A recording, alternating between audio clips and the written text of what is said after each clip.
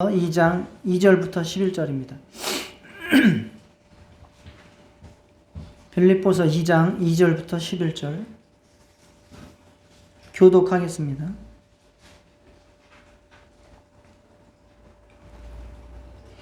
마음을 같이하여 같은 사랑을 가지고 뜻을 합하며 한 마음을 품어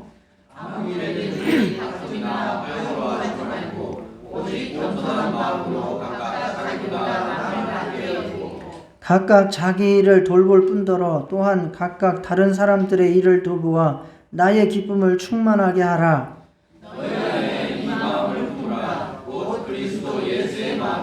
그는 근본 하나님의 본체시나 하나님과 동등됨을 취할 것으로 여기지 아니하시고 오히려 자기를 비워 종의 형체를 가지사 사람들과 같이 드셨고 사람의 모양으로 나타나사 자기를 낮추시고 죽기까지 복종하셨으니 곧 십자가에 죽으심이라.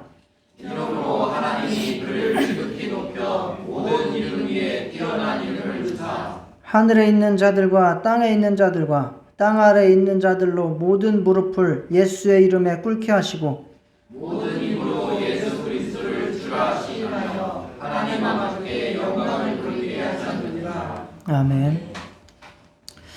예, 지난 주에는 우리가 교회의 생활에 기쁨이 넘치게 하기 위해서 세 가지의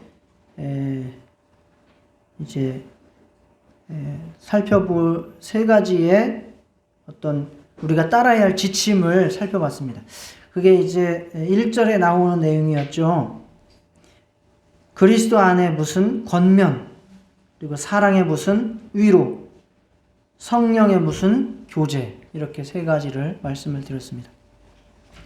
오늘은 함께 주님의 뜻을 이루어가는 교회로서 마음가짐이 어떠해야 되는가, 어떻게 해야 우리 교회가 더 기쁨으로 충만한 그러한 신앙생활, 그리고 주님의 뜻을 잘 이룰 수 있는 그런 교회가 될 수 있을까 생각해 보도록 하겠습니다. 오늘 본문에 보면 5가지의 마음가짐에 대해서 말씀을 하고 있고, 그 마음가짐의 핵심은 예수님의 마음이라는 것을 말씀하고 있습니다. 그리고 그러한 마음을 품고 살았을 때에 하나님께서 우리를 어떻게 높여주시는지를 말씀하고 있습니다. 안타깝지만 사람은 태어나면서부터 점점 죽어가는 삶을 사는 거예요. 태어나면서부터 그 인생은 짧아집니다. 그것이 사람의 인생이 하나님께서 계획하신 바고, 또 그 인생을 지혜롭게 살아가야 되는 것이 인간의 사명입니다. 그게 뭐냐면 육체는 점점 죽어가는 거예요. 그리고 우리의 육체에 속한 뜻과 감정들도 점점 줄어가는 거예요. 죽음이라고 하는 것은 뭔가 하면 우리의 육체가 끝나는 것이고, 우리의 육체의 감정과 뜻과 계획이 끝나는 게 죽음입니다.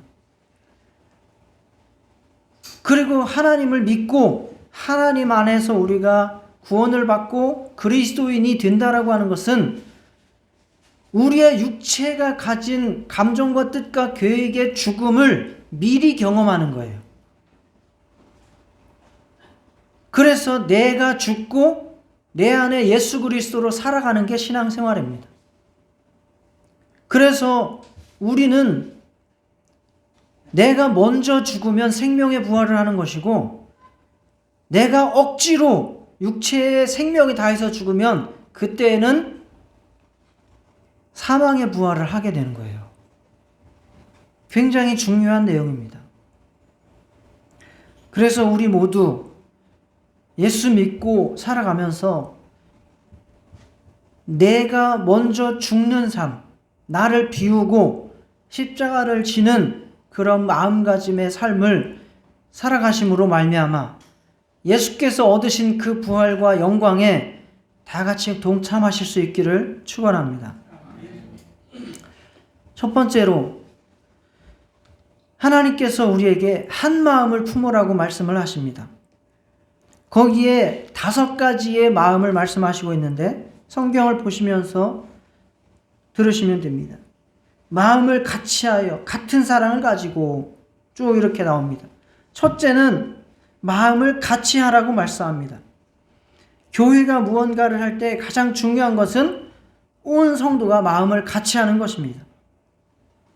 하나가 되기 위해서는 각 사람이 자신을 좀 비우고 하나님의 뜻으로 채워져야 되고 예수 그리스도를 중심으로 뜻을 같이 해야 됩니다.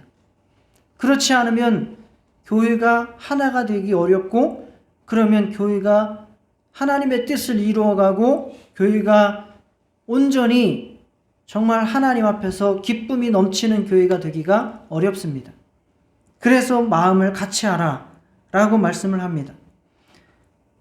두 번째는 같은 사랑을 가지라고 말합니다. 같은 사랑. 여기서 당연히 같은 사랑의 기준도 예수님의 사랑이겠죠. 예수님의 사랑은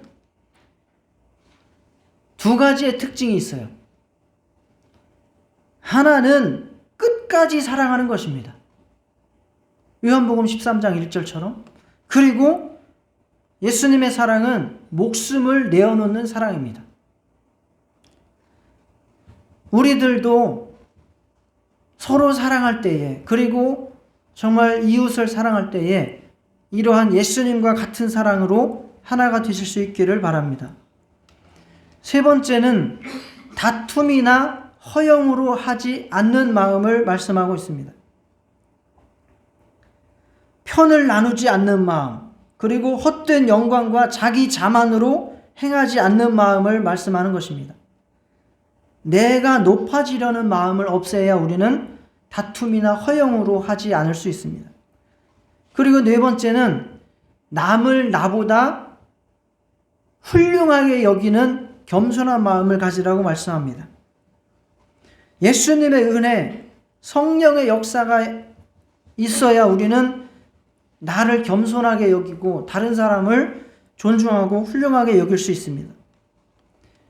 마지막으로 5번째, 자기 일만 잘할 뿐 아니라, 여기 자기 일도 잘 하라는 거예요.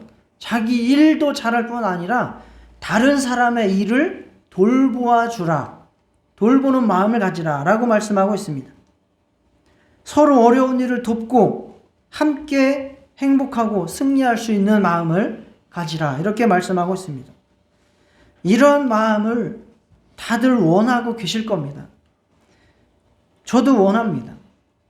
그러나 이런 마음의 태도가 우리의 뜻대로 되지 않는다라는 거죠. 그것은 당연히 우리의 본성, 죄 때문입니다. 그래서 우리 안에 정말 성령님의 역사가 충만히 임해서 타락한 우리의 마음을, 우리의 자아를 비우게 하시고 그곳에 하나님의 뜻과 사랑이 가득 채워질 수 있기를 소망합니다. 그래서 이러한 마음가짐은 결국 무엇이라고 말씀하는가? 한마디로 말하면 예수님의 마음을 품으라입니다. 5절에 말씀하죠. 너희 안에 이 마음을 품으라. 곧 그리스도 예수의 마음이니 라고 말씀합니다. 예수님의 마음은 십자가에서 자신을 비우시고 죽기까지 순종하신 마음입니다. 나를 비우고 예수님의 마음을 품어야 됩니다. 여기서 품다라고 하는 단어는 프로네오인데요. 마음의 훈련을 하다, 주목하다, 생각하다라는 뜻입니다. 앞에서 연설하는 사람들이 막 산만하고 떠들고 그러면 어떻게 합니까? 주목하죠. 주먹이 아니에요. 주먹이 아니고 주목하라. 여기를 주목하라. 눈을, 앞쪽을 응시하고 생각을 집중하고 귀를 여기로 집중하라. 그게 주목이죠. 주목. 그래서 이것은 의도적으로 계속해서 끝까지 하나님의 마음, 예수님의 마음을 가질 수 있도록 노력하라 그 말입니다. 나 중심으로 생각하고 그리고 끝없이 자신을 높이고 나를 주장하는 그러한 마음이 우리 안에 있는데 이 타락한 자를 비우고 하나님이 원하시는 마음을 품기를 계속해서 노력하라. 그래서 예수님의 마음을 품으라, 주목하라 그 말입니다. 의지적으로 예수님의 마음을 계속 선택해야 되는 거예요. 그냥 내버려 두면 우리의 마음은 그냥 육체의 본성대로 그렇게 흘러가게 되어 있습니다. 계속해서 내 마음에 솟아나는 이 육신의 생각, 교만한 마음, 미워하는 마음, 정욕의 마음, 내가 주장하는 마음, 이런 것들을 계속 비워내고 그곳에 예수님의 마음을 계속해서 주목하고 예수님을 생각하고 예수님을 따라가려고 그렇게 마음을 다잡으라 그 말입니다. 우리의 마음을 계속 살펴보시기를 축원합니다. 그래서 예수님을 주목했다가 마음이 다른 곳으로 흘러가면 다시 잡아다가 주목해야 됩니다. 그리고 또 다른 곳에 마음이 팔리면 또 예수님의 마음을 다시 잡아다가 내 마음에 품고 주목해야 됩니다. 반복적이고 의지적으로 예수님의 마음을 잡아다가 내 안에 품으시기를 축원합니다. 이것도 굉장히 훈련입니다. 마음의 훈련입니다. 골로새서 3장 2절에 위의 것을 생각하고 땅의 것을 생각하지 말라. 똑같은 말씀입니다. 우리는 가만 내버려 두면 땅의 것의 생각으로 가득 차게 돼 있어요. 이건 아주 자연스러운 현상이에요. 만유인력의 법칙처럼 그렇게 우리의 육체의 생각과 뜻은 땅의 것으로 가득 차게 되었습니다. 그러니까 그것들을 계속 퍼내야 돼요. 의지적으로, 의도적으로, 예수님의 은혜와 사랑으로, 성령의 능력으로 계속 나를 비워야 돼요. 나를 비워야 돼요.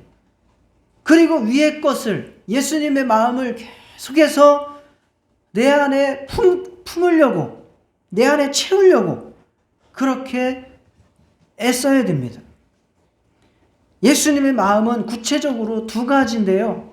자기 부인과 복종입니다. 자기를 비워 복종함으로써 하나님을 채운 것입니다. 하나님의 뜻을 이룬 것입니다.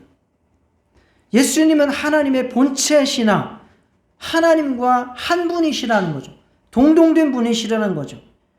그런데 그가 자기의 권리, 하나님과의 동등됨을 다 비우시고 자기를 부인하시고 자기를 낮추셨죠.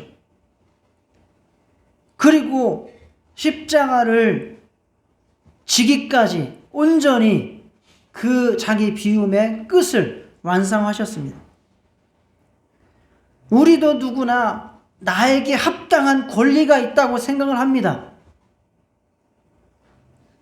저도 그렇고 다 여러분들도 그렇고 나도 인간인데 나도 어떤 위치가 있는데 나도 이 정도의 권리는 나도 가지고 있는 것이다 라고 하는 생각들이 있을 겁니다.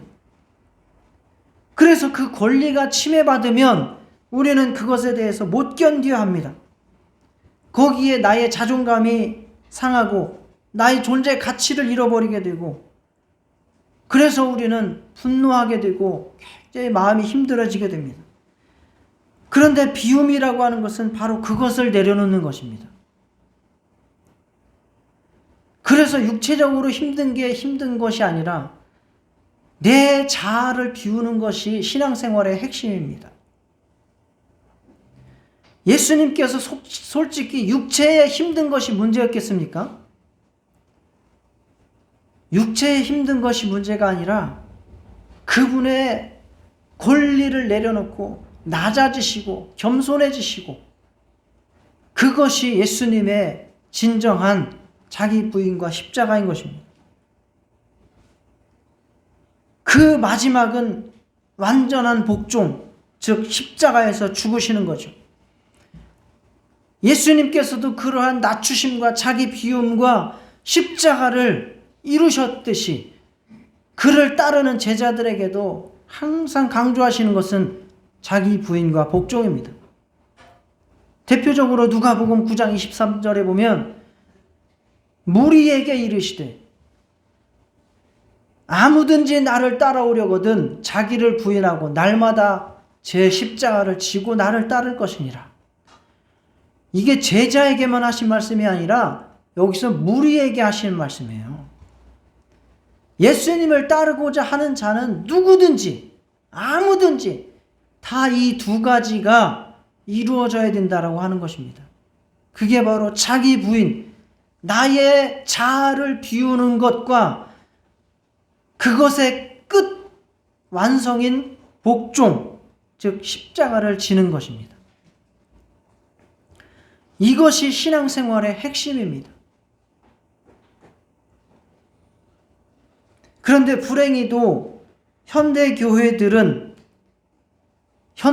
목사들과 성도들은 이 말씀을 중요하게 여기지 못합니다. 왜? 성도님들의 비율을 맞춰야 되거든요. 자존심을 상하게 하면 성도님들은 못 견뎌 하기 때문에 그 교회를 움직이려고 하는 경향이 많습니다. 물론 그것이 목사의 욕심과 자기의 뜻을 따라 행하는 것이라면 다른 문제겠지만 하나님의 뜻을 향해서 우리가 부인과 십자가를 지고 나가는 데 있어서 우리는 이 말씀을 건너뛸 수 없다는 것입니다. 예수 믿고 가장 먼저 해야 할 일이 바로 내 타락한 자아를 직시하는 것입니다. 그리고 그것을 다루는 일입니다. 이 타락한 자아는 내가 생각하고 있는 것보다 훨씬 더 추악하고 괴물과 같은 존재입니다. 평상시에는 멀쩡해 보여도 내 자아가 건드려지면, 버튼이 눌려지면 거기서부터 상상할 수 없는 내 안에 구정물들이 튀어나오게 되어 있습니다. 그것은 직분과 상관이 없어요. 목사든 선교사든 장로든 권사든 전도사든 집사든 아무 상관이 없어요. 그리고 그가 교회에서 어떠한 일에 열심을 내고 화려한 그러한 일들을, 사역을 많이 한다는 것, 그것과도 상관이 없어요.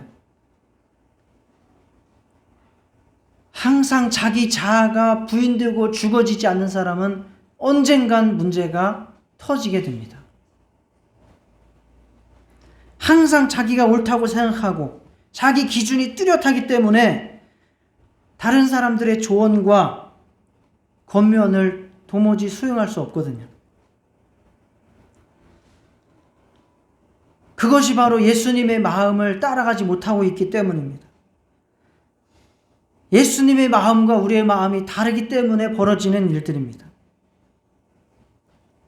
자기를 비우지 않고 십자가를 지는 길은 불가능합니다.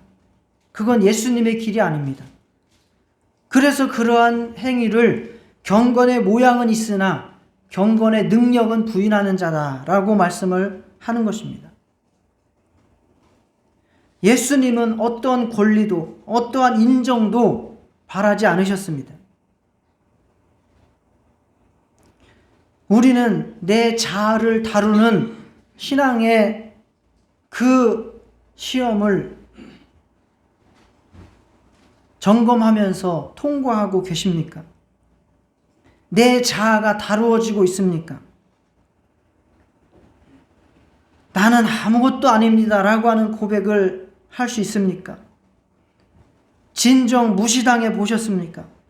내 생각이 꺾여 보셨습니까? 내 고집이 꺾여 보셨습니까? 내 자아가 부인되어 보셨습니까? 그럴 때에도 나 같은 죄인을 하나님 나라에 끼워주신 것만으로도 감사합니다. 나를 부인하고 십자가를 지겠습니다 라고 고백하실 수 있으십니까? 오직 은혜로 나를 비우고 종의 마음으로 자신을 낮추실 수 있기를 진심으로 축복합니다. 하나님의 은혜로 산 인생, 기꺼이 주님 원하시는 대로 복종의 마음으로 주님을 위해서 살아가시기를 축원합니다. 자, 이렇게 나를 죽이고 나를 부인하고 십자가를 지고 산 인생, 그러한 자들을 하나님께서 높이시는 겁니다. 부활 영광은 나를 죽인 그 신앙생활에 대한 대가로 주어지는 것입니다. 제가 아까 말씀드렸죠. 신앙생활 하면서 예수 믿으면서 자기의 마음과 자기 생각을 죽인 자가 구원받고 생명의 부활에 동참하는 것이고, 끝까지 자기를 죽이지 못하다가 마지못해 죽는 사람은 사망의 부활에 이르는 거예요. 그래서 반복해서 제가 여러 번 간증을 드리지만, 호스피스 예배 가가지고 그분들한테 살라는 말씀 전혀 안 합니다. 그분들 빨리 자기 자신을 죽여야 됩니다. 그래서 하나님 앞에 항복하라고 설교합니다. 더 이상 당신이 육체로 살 소망을 끊어버리라고 합니다. 더 이상 당신들이 이 세상에서의 기대를 버리라고 말합니다. 더 이상 당신들의 감정을 이제는 포기하라고 말합니다. 그래야 예수를 믿을 수 있고, 그래야 예수님의 마음을 닮을 수 있고, 그래야 아름답게 마무리할 수 있기 때문입니다. 이것도 제가 한번 말씀드렸을 텐데, 둘째 큰어머니가 돌아가실 때에 8월 15일쯤 해가지고 다 죽게 생겼다고 해서 모든 형제들이 다 모여서 임종예배 다 드렸습니다. 그런데 웬일인지 안 돌아가십니다. 그리고 그를 모시던 큰딸, 우리 사촌 누나죠. 사촌 누나가 답답한 게 있었다는 거예요. 이 엄마가 아름답게 돌아가셔야 되는데 그 입술에서 아직도 나오는 게 불평, 불만, 미움, 자기 살아온 삶에 대한 한탄이 계속 나온다는 거예요.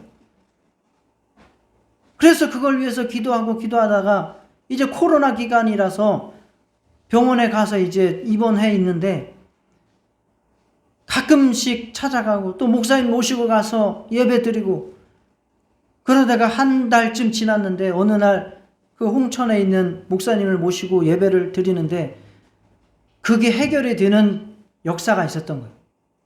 그때 눈물이 쏟아지면서 그 불평, 원망, 미움, 자기의 한스러움이 다 해결이 되고 다 용서할 수 있게 되고, 그러면서 영적으로 확 이제 안개가 꽉 찼던 미세먼지 같은 안개가 사라지는 걸 자기가 느꼈다는 거예요, 영적으로. 그리고 바로 돌아가셨습니다. 이게 뭘 말하는 겁니까? 자기가 아직도 살아있고 자기의 마음과 감정 같듯이 아직도 살아있으면 온전히 죽을 준비가 안 된 거예요. 그게 뭐냐? 그 상태로 죽으면 하나님 앞에 우리가 생명의 부활, 영광의 부활 못한다는 겁니다.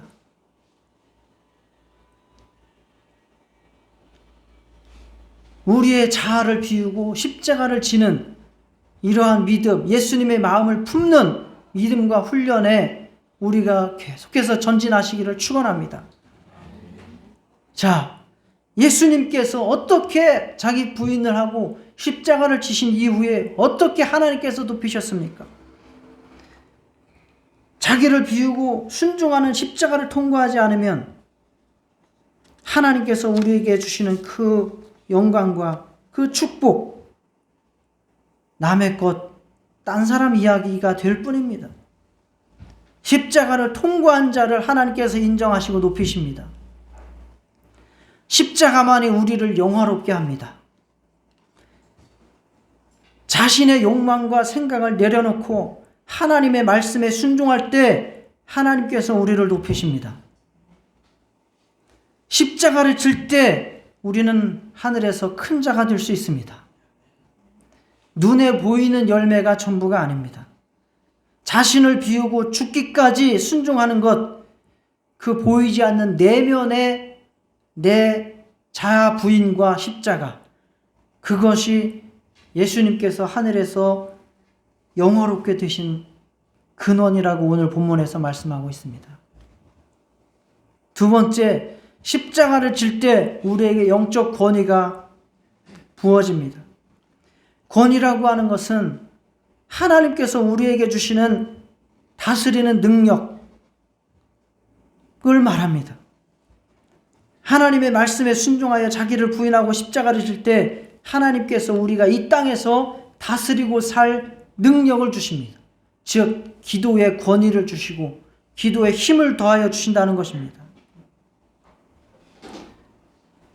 저도 항상 회개할 뿐입니다.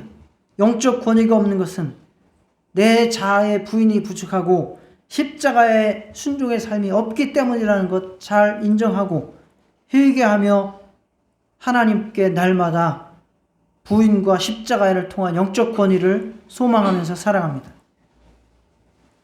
여러분들도 그와 같은 믿음에 동참하시기를 축원합니다. 셋째, 십자가만이 하나님께 영광을 돌릴 수 있습니다. 영광이라고 하는 것은 하나님의 뜻이 창조 세계 안에서 이루어져서 하나님이 기뻐하시고 높임을 받으시는 것을 말하는 거예요. 운동선수가 금메달 딴 것 자체로 영광이 아닙니다. 무엇이 그러면 영광이냐? 그 안에서 내 자아가 비워지고 십자가를 지는 삶이 있을 때에 어떤 결과물이 영광이 될 수 있을지언정 금메달 자체가 영광은 아니에요. 미스코리아 진에 삑 뽑힌 게 영광이 아니에요. 핵심은 내가 자기를 부인하고 십자가를 지는 삶을 살아갔을 때에 하나님께서 우리에게 영광을 돌릴 수 있도록 하신다는 것입니다. 우리는 하나님이 크게 생각하시는 것을 작게 생각하는 경향이 있고요. 하나님께서 작게 생각하시는 것을 크게 생각하는 경향이 있습니다. 이게 뭐냐면 죄예요. 하나님께서는 선악과를 따먹지 말라는 게 가장 중요했는데 그것을 우습게 여겨버리는 거죠. 그게 타락입니다. 가치 기준에 하나님의 가치 기준을 내가 바꿔버리는 게 죄예요. 자, 따라하시겠습니다. 죄는 하나님의 가치 기준을 내 멋대로 바꾸는 것이다. 지금까지 제가 말씀드렸을 때에 하나님께서 가장 가치 있게 여기시는 게 뭡니까? 자기 부인과 십자가입니다. 이것을 하나님께서 가장 귀하게 여기시고 이것에 대해서 하나님께서 가장 높게 여러분들을 올리실 것입니다. 신령한 몸의 부활을 여러분에게 주실 것입니다. 생명의 영광의 부활을 여러분에게 주실 것입니다. 우리는 거꾸로 생각해요. 이 세상에서 내가 가치 있게 여기는 것을 다 누리면 그게 잘 사는 것이라 생각합니다. 내가 원하는 대로 다 살면, 내 감정을 다 충족시키면 그것이 내가 가장 잘 사는 것이라 생각합니다. 거꾸로예요. 거꾸로입니다.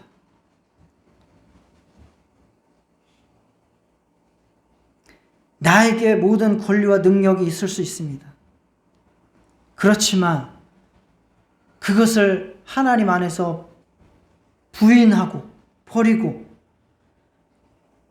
하나님의 말씀을 따라 십자가를 지는 삶을 살아갈 때 우리를 영적인 삶으로 들어가게 하실 것이고 그 삶의 인정을 받아서 하나님께 영광을 돌릴 수 있게 하시고 영광의 부활에 동참하게 하실 것입니다. 오늘 부활주일에 정말 우리가 가져야 될 믿음은 이것입니다. 예수님의 부활을 우리가 바라보면서 그는 지금 하늘나라의 보좌 우편에 앉아 계신다라고 했습니다. 그리고 우리를 위해서 거처를 예비하고 계신다라고 말씀하고 있습니다. 그러면 우리는 어떻게 해야 됩니까? 내 감정대로, 내 멋대로, 내 원하는 삶을 살 것이 아니라 나를 부인하고 십자가를 지고 예수님의 마음을 품고 예수님의 뜻을 따라가는 삶이 진정 우리가 부활주일에 새겨 듣고 우리가 부활의 소망을 살아가는 삶이 되어야 할 것입니다.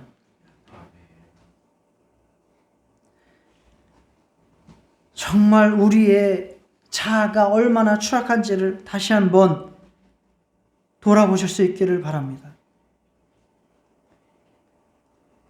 내 자아가 언제 드러나겠습니까? 가장 낮은 자리에 섰을 때에 내 자아가 드러납니다. 화투판에서 돈 잃었을 때에 본 모습 나온다라고 하죠. 그 비슷한 경우들 가운데서 우리는 자아의 모습이 드러납니다.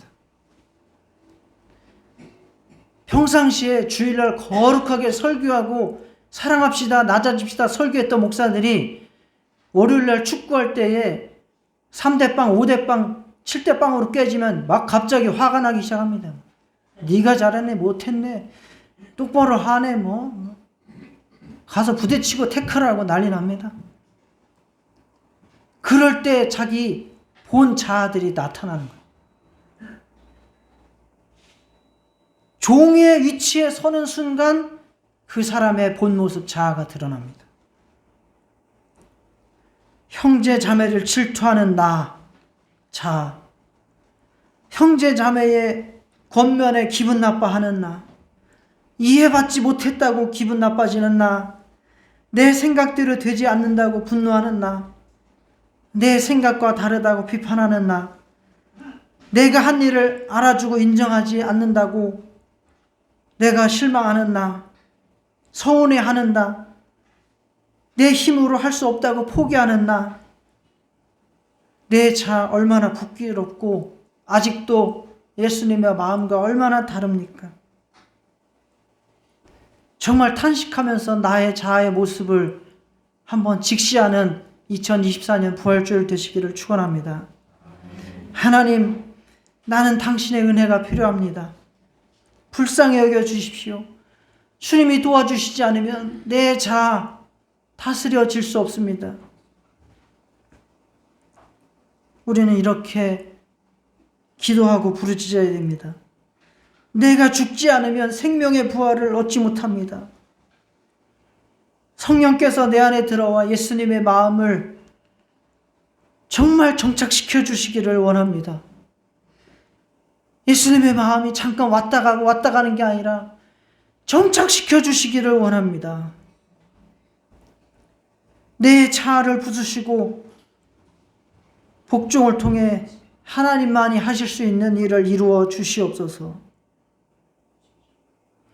그리고 예수님께서 얻으신 그 영광에 우리를 위해서 예비하고 계신 그 부활의 하늘나라에 정말 당당하게 들어갈 수 있는 우리의 마음, 우리의 신령한 육체 입게 하여 주시옵소서.